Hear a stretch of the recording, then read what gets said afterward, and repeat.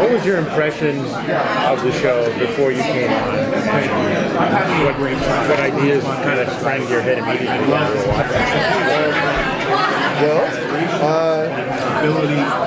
In a way, because I was working on Supernatural, and Eric's office was at Supernatural when he started to conceive of this pilot, and actually it was fun because he asked for my sort of just bouncing off and kind of talking, and so I've been kind of around it as it's grown, and been like very involved in like the choice to like make nanotechnology part of the show and stuff. So there's been a lot that I've felt invested in, and so I've been thinking about it since it started. It's felt very natural to come over from Supernatural and just kind of take part in it. And I'm really excited by world building, and so I feel like this is a chance to really get on. This is, I think, the most ambitious sort of like grab an alternate future and really run with scope, and it has a lot of amazing stuff, but it has yet even to, it really has only started to open its like gifts. With the cliffhanger of season 1, where all the power comes back on, and then you find out that the president is still alive and talking about going home.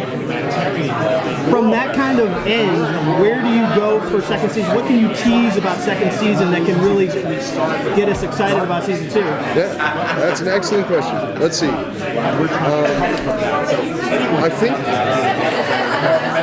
if you thought of like that season as book 1 of a series that investigates this world, and book 1 was kind of a study of one of the regions that kind of, as it recovers from all of these events, and it's expressed as a sort of a struggle between our characters and the Monroe Republic, and so that's book 1, is a certain view on this world. When we come back to our characters, we'll have jumped in time to a degree. We'll be down in Texas investigating the next chapter of their lives as the Patriots come up from the South, the president. But the president is obviously, well, I will say that the president is not everything that you would suspect he should be, and that that group is deeply sinister, almost like the worst, really the worst of contemporary humanity, kept in a petri dish in Havana, thinking like, you know, what's the H.G. Wells, like, vast, cool intellects, you know, gazing up at us, but, you know, basically they have a very sinister game that they're coming up to play, and I think it's, on its own, it would be a fascinating conceit, I think, for something, but the underlying truth of this series is also that its inciting incident is a nanotechnological event. And the events of the tower have unraveled what was a very stable sweater just around the Earth that had 2 jobs: replicate and interrupt the exchange of electricity in everything but biological form. Right? So, and you know, meteorological.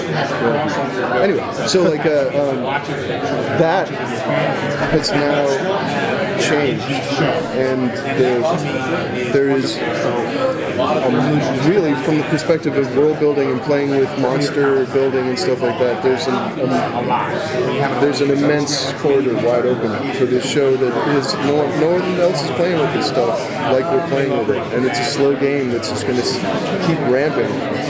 It's going to speed up now in some ways, and I think it'll be really fascinating. Is NBC surprised at the reception of a show like this on network TV? Because this is really, I mean, network TV has not been the cauldron for shows this ambitious and science fiction shows.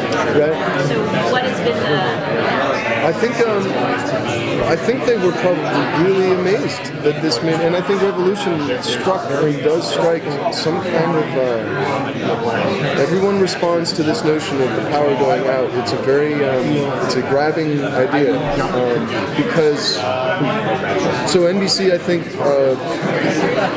I mean, I think what they want to do is express themselves as, like a real patron of this area of genre, and they've been putting up shows that do that. And but this is, there's a heritage that this has that comes from things like Lost, like the appetite has been established, but it's so I think that all works really well. I mean, I think I drifted away from the answer, but NBC is pleased.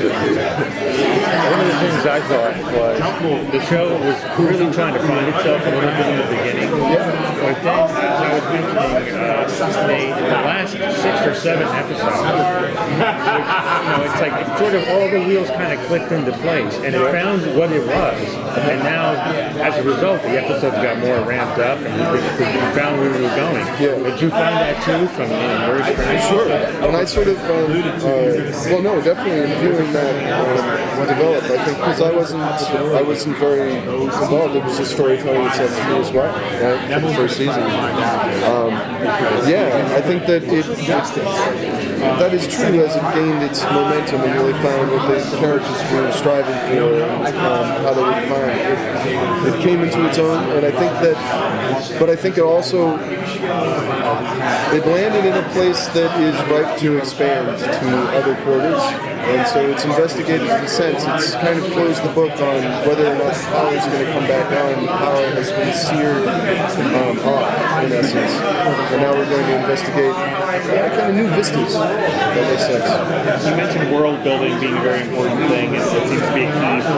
Do we see things on a more global scale when we come back in the beginning, or is it something we'll gradually see? I think just because as this force comes up from Cuba, which is not a military force, it functions a little bit more deceptively and weirdly than that, but it's already becoming, like it's bringing like knowledge of the world, and being in Texas will create an awareness of what Mexico is up to, and I think ultimately, as the characters explore this kind of how this adventure like unfolds, we'll start to get, this will be the Texas quarter, and we were in the kind of the northeast and the eastern corridor, and then California will begin to sort of make, we'll start to hear echoes of what's happening in California.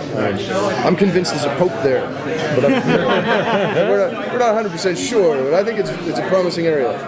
Like all of Christianity, or a certain new stripe that has this incredible like act of God, to look at and say, well, this is, I mean, you can see a church forming very powerfully around that as it's inciting, Anyway, these are all really wild places to go. Yeah. I think it's pretty rich.